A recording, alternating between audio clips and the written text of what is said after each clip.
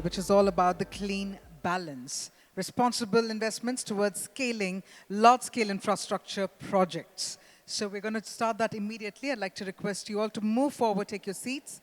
Our speakers are all set as well.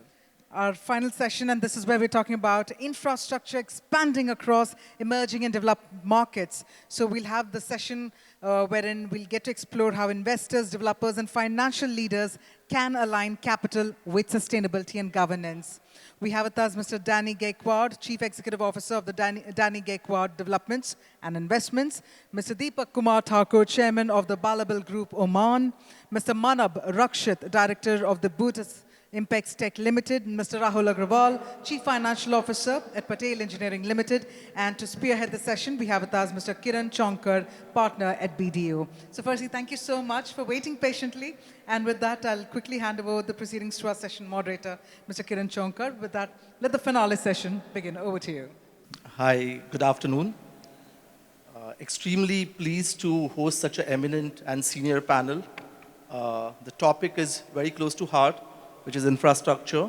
And today we are specifically talking about sustainable infrastructure and creating the clean balance. I hope that over the next 40-45 minutes, we'll get very good inputs from the fellow panelists, and I'm looking forward for this discussion. So if we may start. Danny sir, I think I would love to start with you. You have been a global investor. You have invested across continents, countries, across cultures, and you have that experience. You would have also invested in certain large-scale infrastructure projects. You would have an idea. This is your investment thesis. So in infrastructure, being long gestation and very massive project, sometimes even in regular financing, it is difficult to find a sustainability point. If we add to it a twist of sustainability and ESG and climate goals, it may become all the more difficult. So how do you think the investment frameworks, how do they sort of treat this, how do they address this, the sustainability part of infrastructure financing? If you could shed some light, sir. Thank you. Thank you very much. You guys can hear me loud and clear because I speak loud and clear in my life. One thing, I must thank the organizers of thinking globally, which is the best step any country can take. India is my country. I love my country. But I've been in the US for a very long time, maybe 3-4 decades. I watch infrastructure is building, like airports and other. But infrastructure is mandatory. If you want to go in the next century, infrastructure is not voluntary. If the country has no infrastructure, it will never progress. And I have my esteemed friends are here, Mr. Marwan, Mr. Ali. I go to UAE after 2014, first time 3 months back. It blew my top off because I thought they were already developed. When I went back again, it's amazing infrastructure. Of course, it's a small country. They can take a faster decision. But no country will ever progress if you don't have infrastructure. I gave you an example on a sidekick you asked me. Infrastructure is a veins in the body. The body means your country will not function if any of the veins are not working. You will be limping, you will be dying, or death is imminent. So infrastructure one country don't have has a zero chance. Infrastructure, what is the meaning of infrastructure? Infrastructure means very basic. Progress, jobs, connectivity. You build the ports, you connect to the world. You build the roads, you connect with the villages to the city. Infrastructure cannot be in 4 cities. Bombay, Delhi, Calcutta, Madras, that's not infrastructure. Infrastructure in US is in a smallest town with a 400 population. You have a post office. You have perfect road. You have perfect water, which is called Clean Water Act. You have a connectivity. Then only country can get connected. It is very impossible because this country is very old. So what you guys thinking and doing, having this global forum, is the smartest idea. Because we are not only smart, but we are there for 40 years. We know how our city was developed. When I went to my city called Ocala, we had one road 40 years back. Now I have 17. Because infrastructure is a blood of a country. If you stop, the country stop growing. So, in my mind, infrastructure is mandatory. Port, airport, road, railway, everything is mandatory. You cannot have one and you cannot have other one. Infrastructure also gives you ID to the country. Your first impression. I'm a chairman of tourism. I ran Florida State Tourism. 143 million tourists came. But why they come? Because I can move them fast. They don't have to wait. They have to have security. They have cyber security. Infrastructure is a blood life of the country. And I can speak another 20 minutes, but I'm not going to take that. Thank you so much. I think a very important point which you mentioned is that when you connect the smallest of the smallest place with the relevant infrastructure, you create an impact, a social impact, and that leads to an overall development of that pocket. And that is inclusivity, which is extremely important. Moving ahead to you, Deepak sir, you have also been a serial investor and you have done work in Africa as well as India. So vis-a-vis the two countries or the continents or the two places, how do you see the infrastructure play panning out, and what is, let's say, one country doing right and what can be done better? Thank you, Kiran. Thank you. Amazing discussions, and this discussion is really extraordinary because we learn from a lot of things from the world. India is going past 10 years. Infrastructure is booming.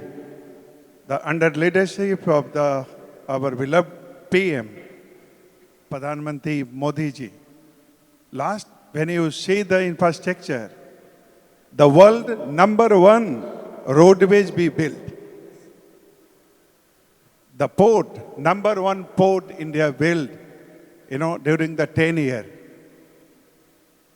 An airport, more than the 200 airport within a 10 year. It is really the great things for the Indias. So, of course, India is growing fast. Lot of infrastructure required. And there is some challenges there. A small, like we are living in Oman, Dubai. There is a small country. There is a one window, the kingship have, there is the one window decisions there. So they build the very good infrastructure, world-class infrastructure over there. People are very happy over there. But India is north, south, east, west, almost. It is a very big country. So everywhere, the road connectivities, airport connectivities, port connectivities. So it is a great achievement. We need more effort to build the nations. So when traveling, we are doing in Africa also a lot of things. We are going to build the port also over there. So Africa also a lot of challenges. So when you look the European market, European 16th century, 15th century, European people have done his job. Now there is no infrastructure is development over there. Now time and term is India. So India is doing the amazing infrastructures, and lot of things it is required for the more efficiency and more effort for the complete the world, like the European, like Europe, Middle East, either the USA. So we are sitting here to discuss how we can build lot of partnership, lot of investors have. Mr. Nitin Gadkari they have a very good ideas to build, One day they build the how many kilometer roads? Maybe 30 kilometers. So it is an amazing thing. So we are the partner. We love to invest in India, and we build the nations in terms of the infrastructure, in terms of the economic, and we have potential to 20 trillion economic, not 4. So we are buried. We have to work more than the 25 trillion economic, and this is the infrastructure very important for the achieve our goal. Thank you, dear. Thank you, Deepak ji. I think beautiful perspective about the comparison between Europe, Oman, Africa, and India, and setting the vision for the country and believing in our vision. Thank you so much for that. Moving on to Manav. So Manav, I think you are one person on the panel who is actually doing sustainable infrastructure work, right? For the last many years, you have been associated with various countries, Nordic technologies, and now you are bringing those technologies to India. Could you share with the panel as well as the guests over here your experiences in the sustainable infra space? So I'll be a little more technical in my answer. Thank you, Kiran. You know, what we have learned from the last 20 years when we talk about sustainability, we talk about life cycle costs. That is what we want to implement in India. And as Sir has mentioned, up to the small village, if you can do projects there which are fundamentally sustainable, inclusive, and resilient, I think upwards you will build a fabulous country. And these projects cannot be isolated. They have to be replicable across the country. So the efficiency comes from engineering these projects, looking at the operating cost of these projects over the life cycle, and then developing something that also is sustainable and improves your balance sheet. To give you an example, I was thinking first to give you the example of projects that we have done in Slovakia or in New York, but I think we'll give you the example of a project that we have done in India in Jhansi, an exhibition center which we are doing on a PPP model. We have built a net zero facility wherein you produce energy at site, use on site, and that is helping to build a complete ecosystem. Along the lines of the conference facility, you have created other infrastructure for people to stay. You have created other brands and malls to come in. So in a 22-acre campus, you are able to monetize the complete campus using innovative funding solutions. We overall have taken the project on a PPP model, but every other component of the project is a business by itself and is funded through concessions through us or through banks and other financial institutions. So what we believe, Kiran, is that, once you are able to deliver such projects in India, across India, over certain acres of land, and that is what the Indian government is also pushing for. Overall on the cities, you will be able to see a lot of sustainability, a lot of resilience, and a lot of inclusivity. And in terms of, these maybe sound buzzword, to you, inclusivity and resilience, but it is just building the social fabric. We have a very strong social fabric. We have immense good technologies within the country. We need to integrate this and implement this at a location. Thank you. So if I may just add to what you said and maybe pose another question. What comes to my mind is the projects which you are doing today, while they are very interesting and they do have some scale, what do you think is the hurdle to really scale it up to a global level or a city level or a national level? What could be the challenges? What could be the enablers? And whose responsibility it is as far as the sustainability angle is concerned, as far as the balance is concerned?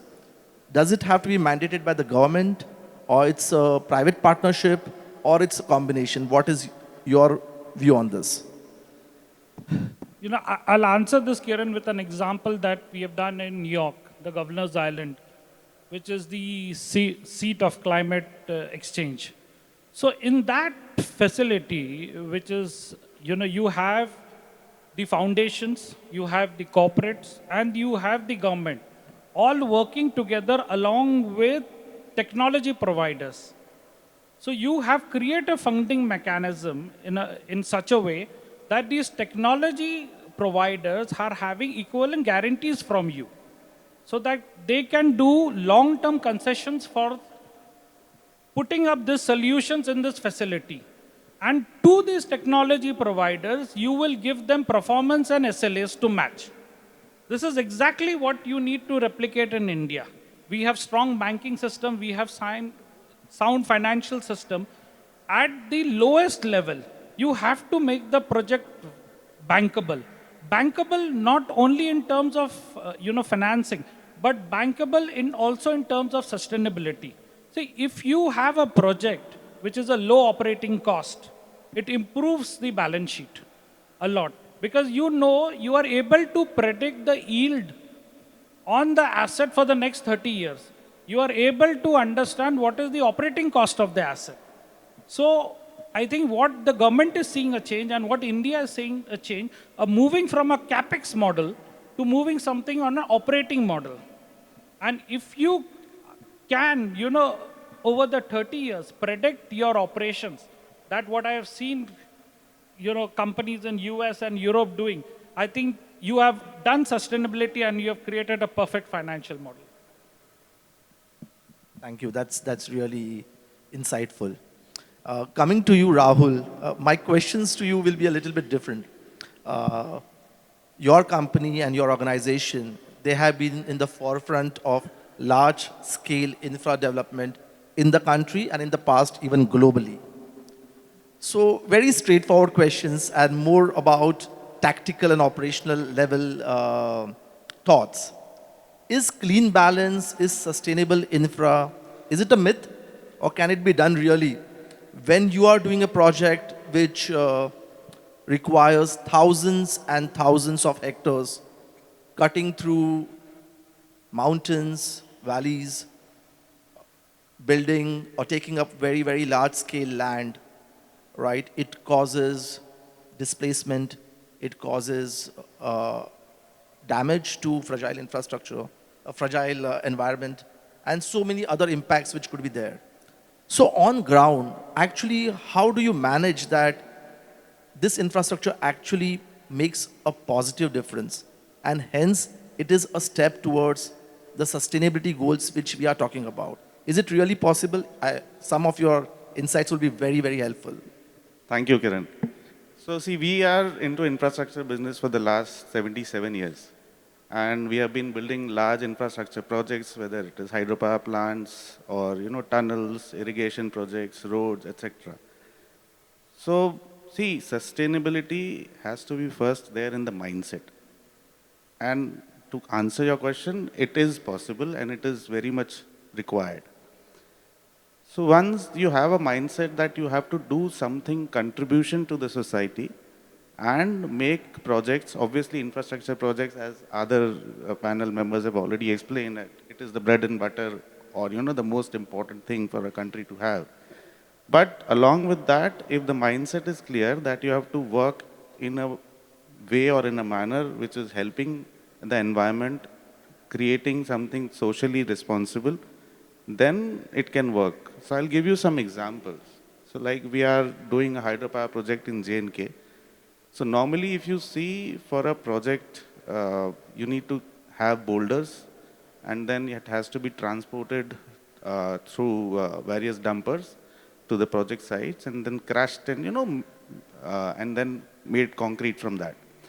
So we have implemented a tower belt system in the project where the boulders are directly put from the belts directly into the batching plant and the crushing plants. And from there, we have a tower crane to pour the concrete directly on the dam. So which has helped in various ways. It has helped in reducing the time construction for the dam, as well as it has helped in reducing and helping the environment from pollution, which is caused from the diesel consumption and various other through movement of dumpers and roads, etc., getting hampered. So that has helped the environment as well as helped us to complete the project faster and maybe have some more profits in the project. So when the sustainability or, it comes in the mindset, then it helps both the company developing it as well as the country. And at the ground level, when you're interacting and you're talking to the locals over there, are there any initiatives which, let's say, a private company like yours or the government takes other than, I mean, going beyond the basic compensation and rehabilitation? Are there initiatives which are taken for people, maybe for the environment, maybe for the ecosystem? Anything which happens or can happen as per you? Yeah, so see, when we are making projects, so these projects are on all remote places. So first we have to go there and kind of set up, you would say, a pure city only out there. Because we have to make houses, we have to then, labor colonies, make roads to reach the project sites. That roads helps the villagers for the local travels also. Then we have to have, because the labor colonies are there, then we have to have some school setups for their children. So that helps in, schooling of them. So it is like making environment and, making an entire city and then giving jobs to various people. At large project sites, in peak times, more than 8 to 10,000 people work. So that is creating jobs for them. So it helps overall the economy as well as the people. I think, Danis, sir, your opinion on this. You know what I understood with the infrastructure in the developed countries, it helps the country's root cause. Without infrastructure, it's very difficult. Once you have infrastructure, you will attract the investments, you will attract the around the world people, because infrastructure speaks for the country. Where you land, where you travel, where you stay, how your road experience, how your ship experience, shipping. Infrastructure is a bloodline. As you just said, when you build a small infrastructure or large, infrastructure is mandatory. Without that, there is no such thing. India has the best opportunity that we have begun. And this is the things I would love to emphasize. We are there. It just, we need a continuity and we need the same vision, because as Deepak Thakur says, government comes and goes. Infrastructure projects are not for 20, 30 years, they are for 50 years, 70 years. So they should be above politics. It should be in a policy rather than in a politics. Most important, if we create infrastructure with the policy rather than a politics, it's a great opportunity. And I think we are right there at this moment, and we need to seize the moment. And India has a greatest opportunity to do what they can today. I think brilliant, brilliant. If I can just take a cue from you and ask Mr. Deepak, I think a very important point that infrastructure needs to be policy driven rather than short-term politics or any other parameter driven. So as per your experience and your opinion, how do we create these world-class policies? Is there any country which, or any example globally, which we as a country can at least partly follow and then make our own policy so that we follow the best of the class practices globally? So when the country get the visionary leaders, they visualize the future's plans. And we are lucky this time we get the Mr. Modi, and they are the visionary leaders, and they are trying to build the infrastructure in all class. But our class, our challenges is have, lot of populations have, lot of issues have, lot of things you have to remove, lot of things you have to manage, So if you compare like the Dubai one been to have, kings you have, they decide, they have a land, they have a decide and they give to everything. So India is supposed to make the policies like that. the one single window policies. They already implemented. They already working on that. But again, the challenge is there. We have a 32 state right now. 32 state right now, India. Right? So 32, they have the different, the government have, different issues have. It means we have some challenge. But we are became the world-class infrastructure. When you see the airport of Mumbai, when you see the airport of Delhi, so you compare the even, if you don't mind the people, you compare the other nations, you have a world-class, even the world 510 airport you have. So it means you are doing. So policy is definitely the around the world when we are visit, we are doing the business, we understand, we learn from the world, we see the people, how they are, and we are also implemented. Even the Oman, world-class infrastructure. Who built? Who built? We are built. Dubai, who built? We are built. The support by the government. So we have a skilled, we have a powers, need only willpower. Policy is different, need to willpower to build the nations like the world-class infrastructures. We are working on that, and thanks God, thanks the government, they are supporting to us. So definitely we build world-class infrastructure in future, and now we are working on that. Thank you, dear. So I will answer in a very, very brief, and thank you what you elaborate. Global experience shows that sustainable infrastructure pays best outcomes for the country. I would not worry about America, Japan, Europe and all that. I will never. I'm worried about what we can do today, and any infrastructure, any country, any place has delivered the best outcomes in the world.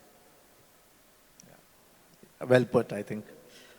Moving to Rahul, actually, when you are creating and executing the infrastructure projects on ground, how has your experience been in terms of innovation and technology?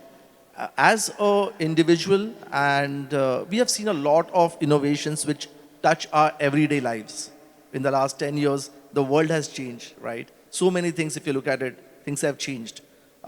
In your area of work, because these are remote, large-scale projects, and especially for our country, are we adapting the best practices, best technologies, and is the economics a challenge to adapt the best practices? If you could shed some light on this. See, adopting technological advancements is something which everyone has to continue doing, regularly. And we have to learn from the best practices of the world. So at our project size also, we try to implement as and when, whatever is possible. Like we are implementing Internet of Things, IoTs, where, we are trying to put IoTs in the machinery as well as the fleet to monitor the improvement and try to improve the efficiency of the machineries in the fleet and reduce diesel consumption on the fleet, so that it is helping sustainability also and profits also. So one question to Manav, and again, maybe Danny sir as well as Deepak. When we speak about infra projects which have a cross-border impact, just to give a layman's example, you're creating some infrastructure in a country, let's say an African country. So the social impact, the environmental impact is going to be in that location. But the economic impact is going to be taken by some other country, right? Who takes the responsibility, or who should be ideally taking the responsibility to ensure sustainability, ensure ESG goals are met?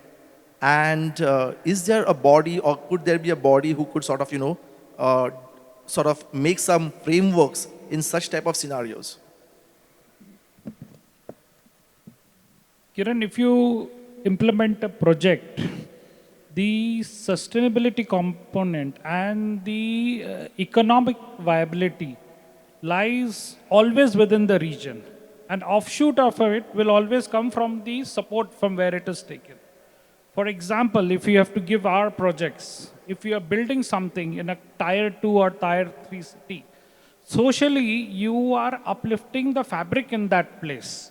You are implementing technology and solutions that last for 50 to 100 years. If you go back to our history and look at all our monuments, they have lasted hundreds of years. Why? Because they have built with that kind of technology and precision. We have lost engineering somewhere on the way and moved into a product system.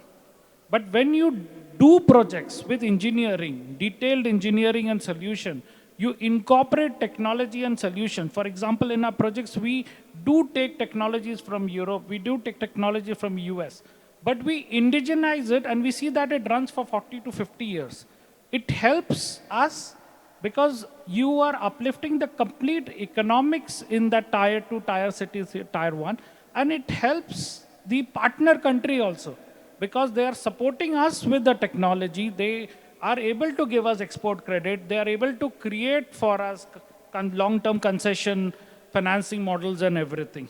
So it is not that, one would benefit, the other won't. It is a benefit overall for everybody in this.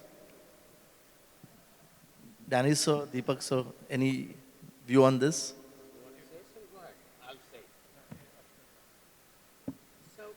So people think building infrastructure, you are putting money in an asset, which is a completely wrong mindset.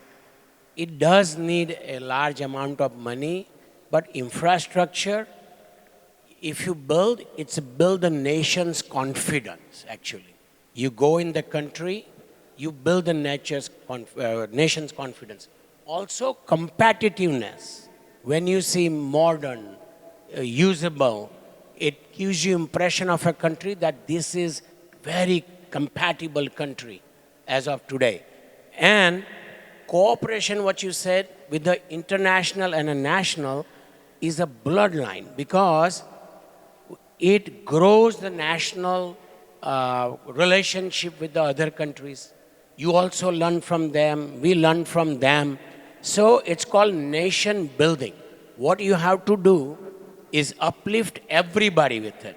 It's not about uplifting one country to another. So I truly believe that when you build the infrastructure with other countries, technology or their money or their mindset, we all grow together. If you want to be tomorrow's leader, you have to invest today in infrastructure. Otherwise, we keep talking this, talking, it's great. But once you put the infrastructure, you become the leader by itself. Because you lead by example. You're not going to lead by talking, best essay writer. We need to be the best infrastructure. We can get help from any country, doesn't matter. You go and build. The nations who build together, all the countries grow together. Kiran, I'll just add to this. There are two words that we hear often, which is around this. One is Atmanirbhar Bharat, that we took it. And one is Vasudev Kutum. It is basically, you are not only building yourself. You're building and developing the whole ecosystem, the world as a whole. Well said. Thank you. Yeah, as I mentioned that, Mr. Danny and brothers, they say same. The nation build the infrastructure for the nations. The India always say we build the world. So we build the world, it means we work together. We live together and we build world together.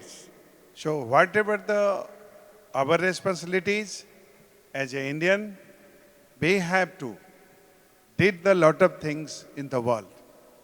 We build Middle East. Now we are building for the USA also. We build. We try to build in Africa also. So very good say, Atmanirbhar Bharat and Basu Kutum Kam. Vasudev Kutum Kam. Yeah, no? One earth, one family. So yeah, this is the great things, and this message goes to around the world. Superb, superb. I think that was very, very interesting in terms of these perspectives. One thought which always comes to my mind is when we are looking at infrastructure from a financing and an investment perspective, we have investors sitting over here, we have implementers sitting over here. The financing aspect towards sustainability and hence the measurement of the impact. Is it going to be one time or should it be a continuous measurement? And how does one ensure that it can be done? Rahul? It has to be a continuous one. It cannot be one time. How do you sort of measure and ensure that the impact is there and it doesn't go away in terms of what you have built and what you need to rebuild, both? See, that's what I said. It's a continuous process. So you have to continue ensuring that it is, helping the society. So I'll add to that. I didn't want to stump you. I know. Infrastructure is the lowest risk investment from any country to any country. It has the highest impact. If you look at the ROI, it is the highest.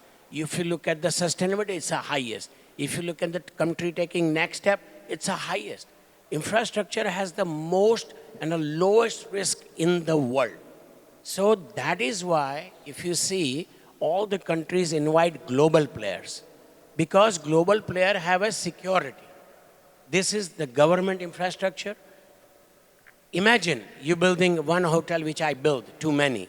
You have a lot of risk. But the same amount of money multiplied by 10 I put in infrastructure, my money is extremely secure.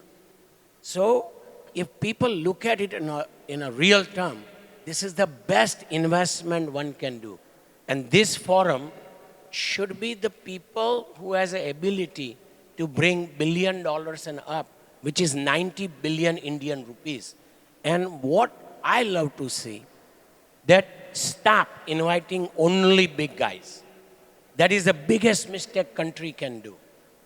If I have to do, as India has 32 states, I should have 400 infrastructure building companies need to be done. One is in New Delhi, one is doing Bombay, one is doing Gujarat, one is in Tamil Nadu, because they have a knowledge of region. If you bring a big company who has never done a project except foreign, it is doomed to fail. I truly believe if it is a big cake, infrastructure is the largest cake, let's put it that way. Cut in a pieces and conquered. So the process gets fast. You give one company so much work, you build from Kashmir to Kanyakumari, it will take him a longer time. I'd rather have 18 state build in 8 months.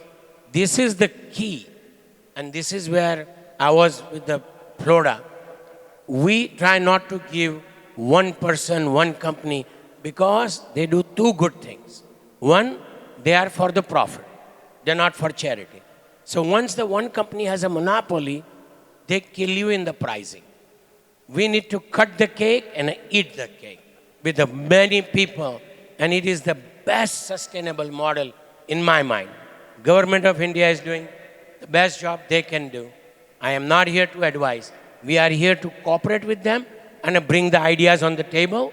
If they like it, they take it. If I can do small infrastructure, I'll do it. So we look forward to signing some MOUs post this session. Manav, any inputs from you? Hold on. I was just 30 minutes back in the session. Mr. Deshpande was there. I never knew about India coming here for 40 years, that they have a land, they have places where you can, and they are reasonable price, very reasonable price. So this is why these conferences are important. You meet the policymaker. You meet the people who are real decision maker. We are here with Deepak Bhai. I have two esteemed friends from UAE, Mr. Marwan, Mr. Ali. I have a Hasmukh Bhai, and couple of them didn't come. You have to think like this. This is a platform we learn about the country. If we don't learn about company, the myth keep going, and you have developer local keep building. So you need to start myth breaking. You need to say it's available to everybody. Fantastic. Manav, any points from your side on this? I think we have covered it very nicely. Stable income and low risks of defaults. These are the two keywords in infrastructure. And I think every solution that you build has to be around this. And in today's world, it has to be coupled with technology.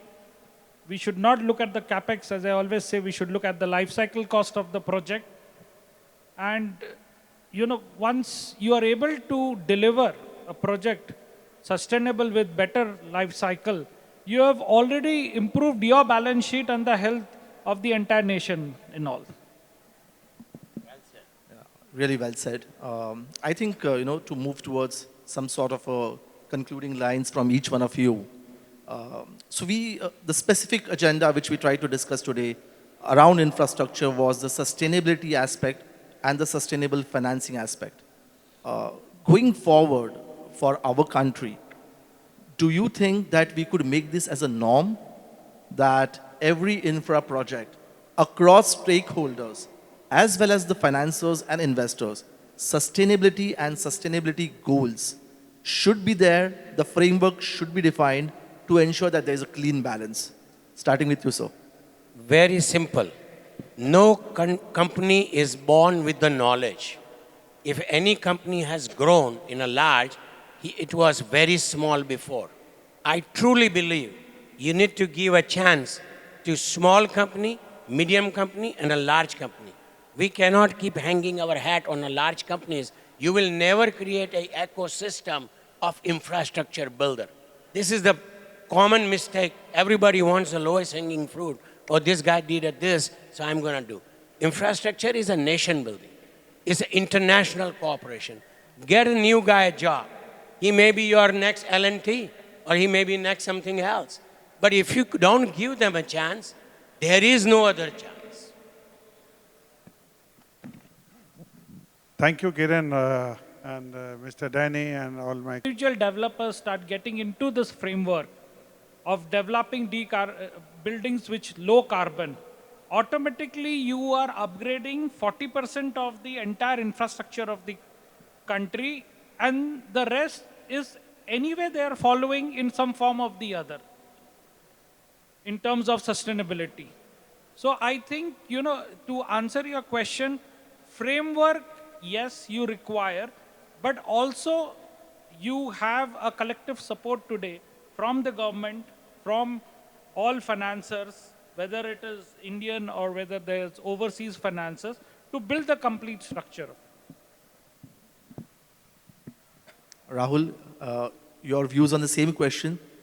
Just to twist it a bit, framework is there. I would also like to understand your viewpoint on the accountability. See, accountability is something which everybody has to ensure. I mean, it is not somebody like pointing to one person, whether it is accountability of the government or the implementers or the users. It is, everybody is accountable. Because without accountability, without ensuring sustainability at each level, sustainability cannot be there. So to sum up, I would just say that, see, ESG today is not only a compliance, it's a performance alpha. You have to have the performance parameters based on ESG that will help sustain and achieve goals in the long term. Please. I want to say thank you to the organizers. Without that, I could have never expressed my views on this stage. So I must say thank you to Priyam, her team. I don't know everybody's name. Anirudh, I come across so many. I make a new friends. And I hope you guys continue this dialogue, which is a nation-building dialogue, which it's not sexy, unfortunately, but it is the bloodline of a country. And you can see there is a very thin crowd here because infrastructure, everybody thinks is get built by like that. It does not build like that. It needs a dialogue. It needs a participation. It needs a policy. So I salute all of you and your team. Thank you again.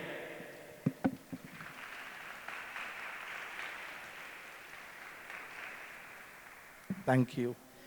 This was a really, really interesting panel discussion, and some of the thought showers which came from Danny sir were extremely hard-hitting and straight to the point.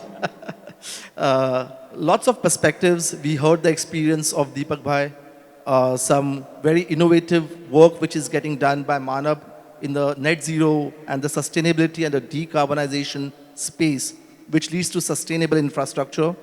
Representative Rahul from Patel Engineering, they have been the pioneers and they build very large-scale infrastructure. We got to know how on ground they manage to create the social and the right impact.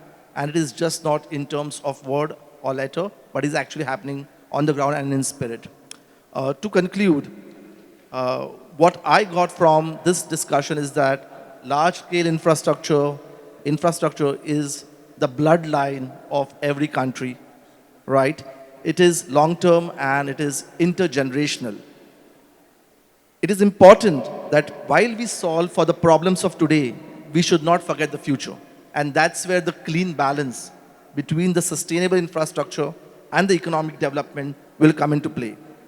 So along with other stakeholders, infrastructure financiers and investors, they need to become the champions, the stewards for this creating this clean balance, for maintaining this clean balance, and to ensure that this balance is actually met in all the projects as we create the infrastructure for the future.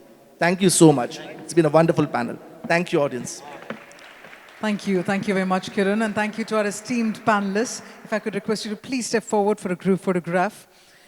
I believe the kind of insights we managed to gather, they were future forward. At the same time, they also proved that when we look at challenges, it isn't about scale, it's in fact about responsibility. And very beautifully summed up with all that dynamism coming in from this side of the hall and a lot of interaction coming from there. I'd like to urge you all to continue being seated as we come towards the end of the summit of the program. I request you all to please be seated. Go India, yes.